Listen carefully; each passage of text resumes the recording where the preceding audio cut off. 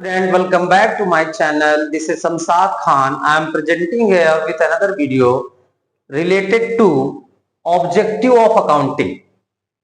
Accounting क्या होती है, अकाउंटिंग के पीछे ऑब्जेक्ट क्या है, अकाउंटिंग क्यों की जाती है, कौन कौन से ऑब्जेक्टिव्स के पीछे बिहाइंड होते हैं, which types of objective behind of accounting, एक एक करके सारे ऑब्जेक्टिव की बात करेंगे। सबसे पहला फर्स्ट ऑब्जेक्टिव हमारा keep systematic record of business transactions.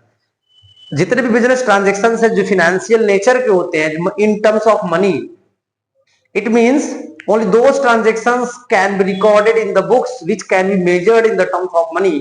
जो मनी के टर्म्स में मेजर हो सकते हैं, जो फाइनेंशियल नेचर के होते हैं, only those transactions can be recorded in the books। सबसे पहले keep systematic record of business transaction. Objective जो फर्स्ट ऑब्जेक्टिव ऑफ अकाउंटिंग होता है, जो भी ट्रांजेक्शन को एक सिस्टमैटिक क्रोनोलॉजिकल रिकॉर्ड करना है। Chronological mean date wise record करना। फर्स्ट ऑब्जेक्टिव क्या हमारा, keep systematic record of business transactions.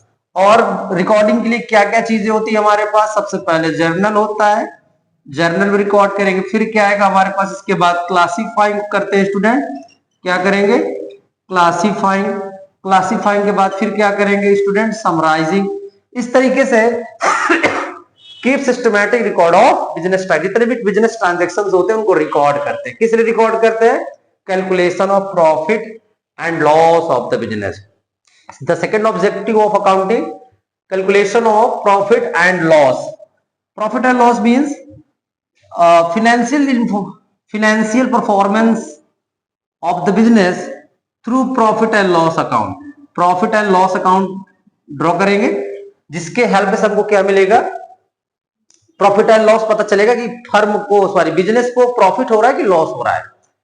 तो सेकंड ऑब्जेक्टिव हमारा था calculating of profit and loss. Profit and loss की तरह कोई बिजनेसमैन जानना चाहता है कि होल ईयर्स में हमें प्रॉफिट हो रहा है कि लॉस हो रहा है, वो परफॉर्मेंस को जानना चाहता है। सेकंड होता, थर्ड होता ascertain financial position. Financial position का मतलब बैलेंस शीट की हेल्प से, with the help of balance sheet financial position ascertain की जाएगी। फाइनेंशियल पोजीशन मींस होता है किसी भी बिजनेस की असेट्स क्या है, लायबिलिटीज क्या है, इन सारी चीजों के बारे में कौन बताता है, बैलेंस शीट बताएगा। बैलेंस शीट हमें क्या बताता है, फाइनेंशियल पोजीशन बताता है। फैसिलिटेट मैनेजमेंट, मैनेजमेंट को हेल्प करता है। ऑब्जेक्ट्स, फोर्थ ऑब्जेक्टिव क्या है कि फैसिलिटेट मैनेजमेंट। जो भी मैनेजमेंट होता है requires accounting information to making decision. किसके लिए अकाउंटिंग की जाती है, मेकिंग डिसीजन, मेकिंग डिसीजन। जो भी मैनेजमेंट यूनिट है, जो भी मैनेजमेंट का ग्रुप है, उनको अकाउंटिंग इंफॉर्मेशन से क्या हेल्प मिलती है, जो उनको डिसीजन लेना फ्यूचर प्लानिंग लो उसमें उनको इजी हो जाता है। Provides accounting information to the users.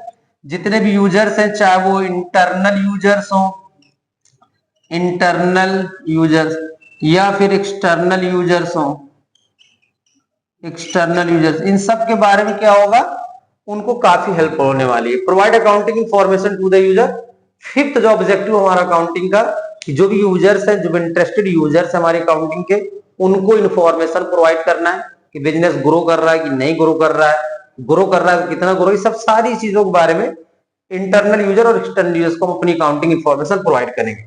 Last helps in making inter-firm. Inter-firm comparison मतलब होता है, सपोज करो फर्म ए है, फर्म ऐसे नहीं, सपोज करिए एयरटेल,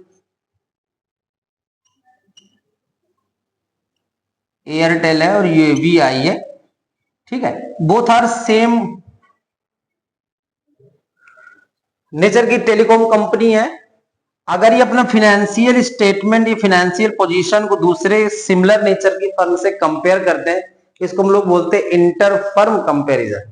इंटरफर्म कंपैरिजन में जब भी दो सेम नेचर की फर्म होता है आपस में अपने फाइनेंशियल परफॉर्मेंस को कंपेयर करते हैं, कॉल्ड एज इंटरफर्म कंपैरिजन। तो यहाँ पर भी हमारी अकाउंटिंग एक ऑब्जेक्ट होता है कि इंटरफर्म कंपैरिजन की एक फर्म की अपनी परफॉर्मेंस दूसरी फर्म से किस तरीके से कंपेयर करती है। Thank you.